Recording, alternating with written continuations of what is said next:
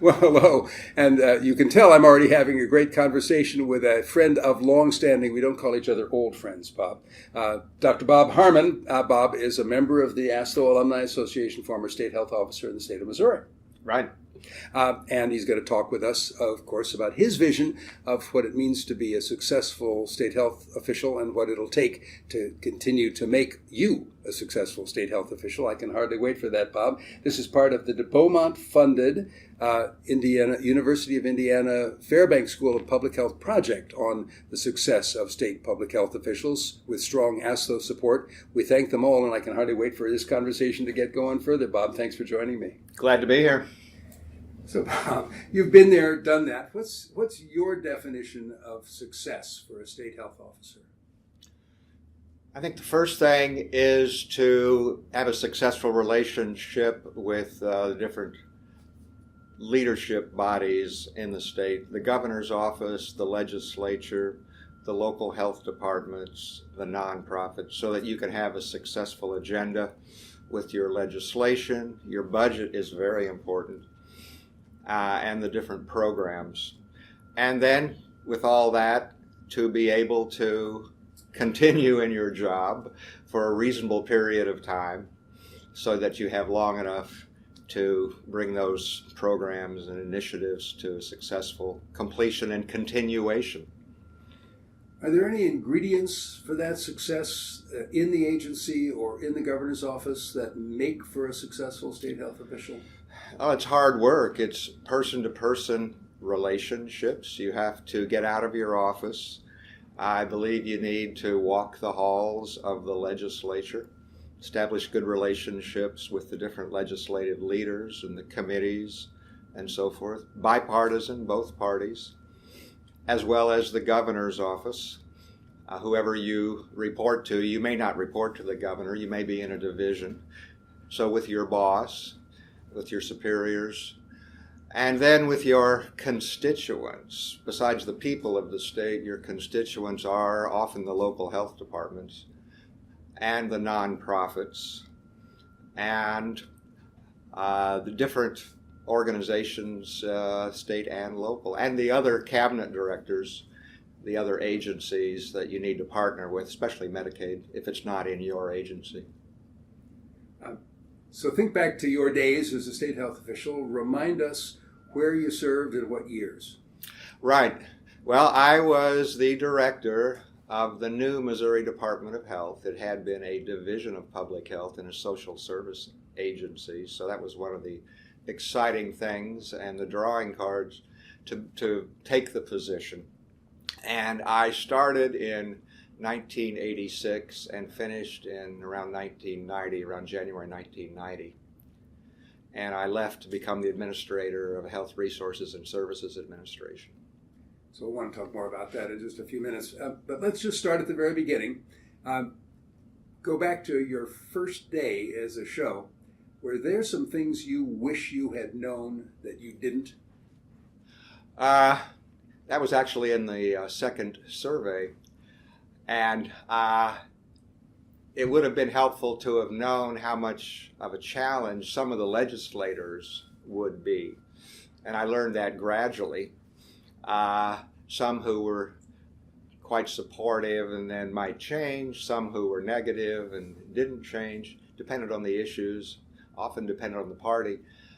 And so it would have been helpful to have a heads up on that, but I learned that quickly enough. Otherwise, I felt pretty well prepared. I had lived in Missouri before. I had gone to Washington U in St. Louis for college and med school. But this was Jefferson City. It was the center of the state. So but I felt pretty well prepared. Let's have some fun with your recollections as a state health officer. I want you to choose the toughest, biggest deal challenge as a state health officer. An event, emergency, something that really taxed your leadership skills. Talk about that. Well, probably my confirmation.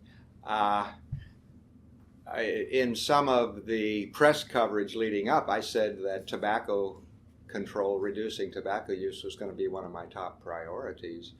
And the most powerful lobbyist in the state, in the legislature, was the tobacco industry rep, who also had other big accounts, Anheuser-Busch Beer, Monsanto Chemicals, so he was by far the most powerful. And he objected to taking that on and almost blocked my confirmation. That'll tax your leadership. So let's talk about you as a leader. How does a leader confront that kind of situation? Well, I worked closely with the governor's office and with my sponsor, a state senator, for my confirmation, and worked through that and told them I would use a rational approach and not get too carried away, not try to move too fast, and use a science-based approach, so that they realized I wasn't some kind of radical who must be stopped at the beginning. I was confirmed on the last day. They made me sweat. Talk about integrity and trustworthiness as a leadership skill. Obviously, that was the trump card you played. Talk about it. Well, it's really important that you have trust and that you do what you'll say you'll do. And that goes with your own staff, your own agency, with the governor's office, with legislators, with your constituent people and organizations. It's trustworthiness and competence, of course. Do your homework. Be evidence-based. The harder I work, the smarter I get, the luckier I get. One of the things that we're looking at in this study is turnover. Precipitous departures and otherwise for state health officers. Talk about your departure. Sure. Well, I enjoyed being a state health officer, but at some time in my career I wanted to have a chance at a federal public health position.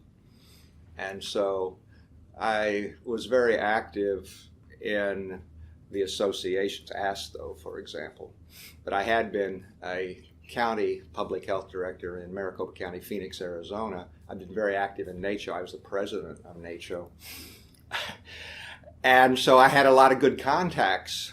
So including Dr. Jim Mason, who had been the head of the CDC, and he was appointed Assistant Secretary for Health.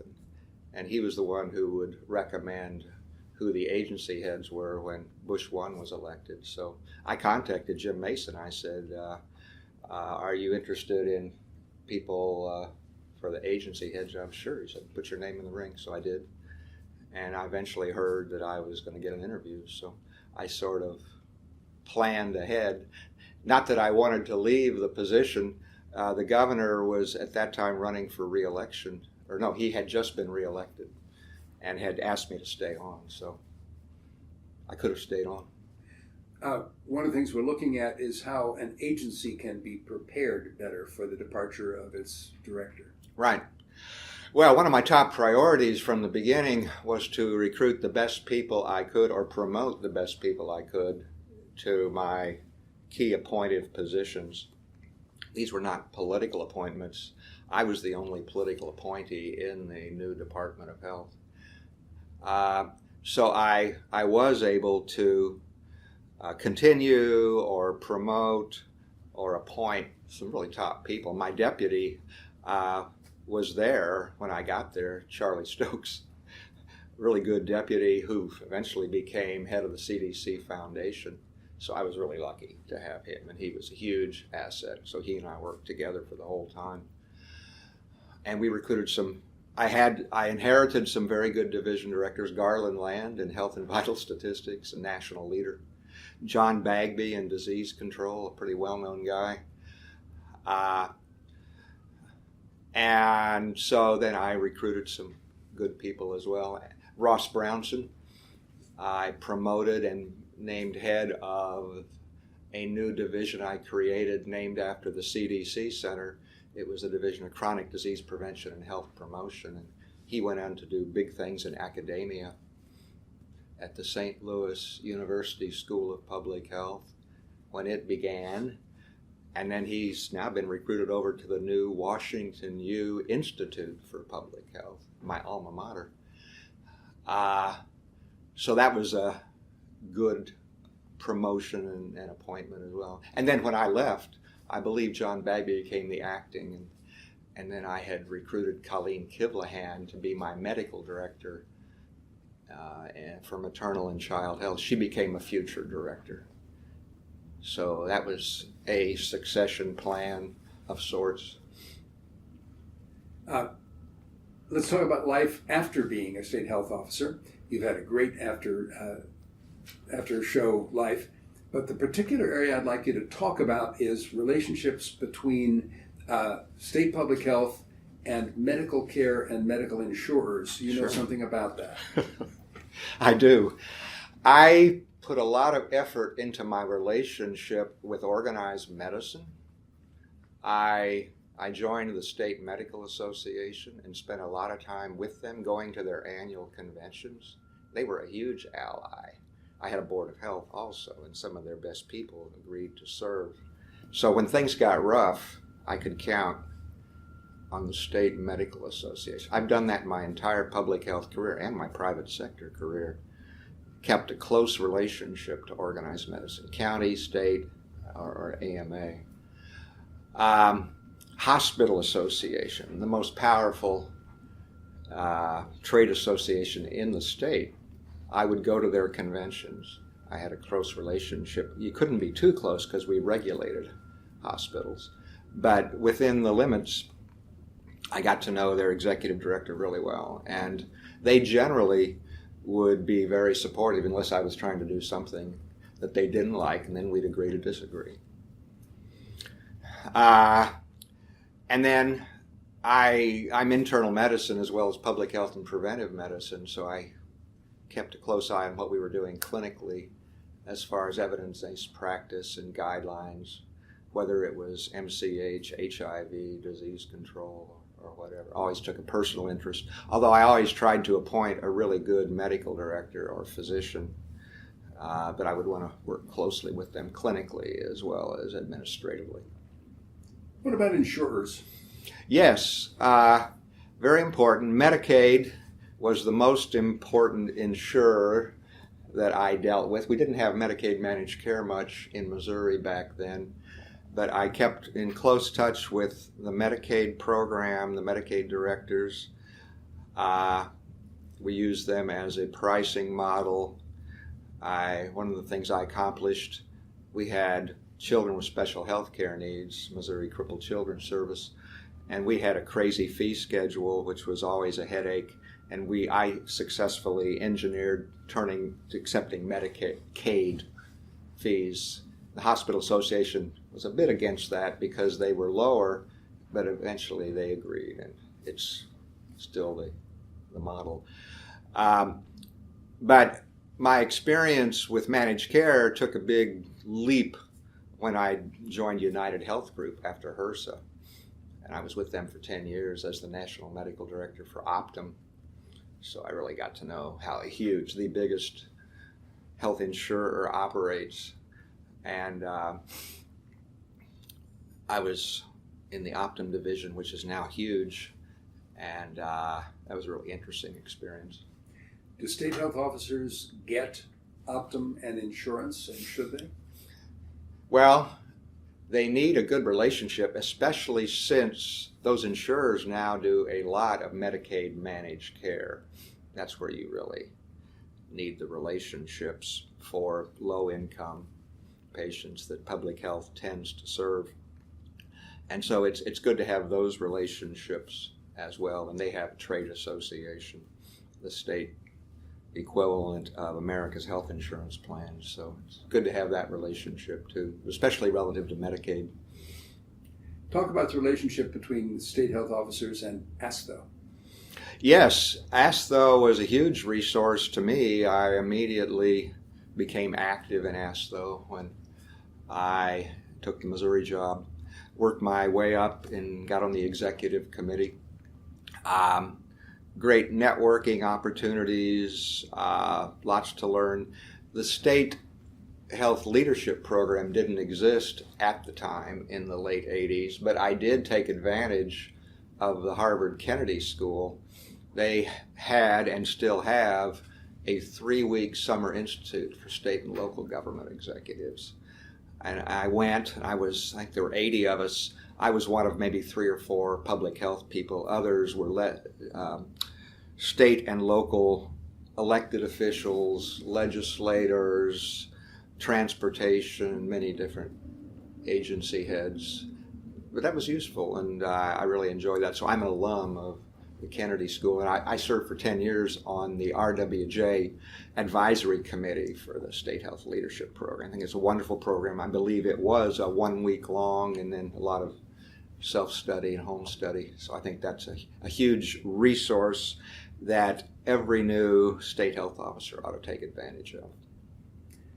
Give a shout out to the ASTHO alumni. Once a state health officer, always a state health officer. It's a lot of fun. We're here at the annual meeting, the 75th anniversary meeting, and there are quite a few alums here, a very active alumni council with officers, great support from ASTHO staff, and we interface with the current state health officers, and we have a lot we can learn from each other, so I'm really enjoying that. That's a bonus of being a state health officer.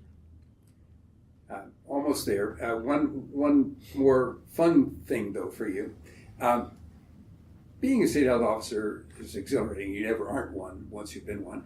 And you're always looking for new challenges. So do a little exhortation of the new state health officers about the future. What big challenges and opportunities do you see ahead for state public health? Well, I think one of the biggest challenges always has been and will be in the future is finding the resources, because public health is woefully underfunded.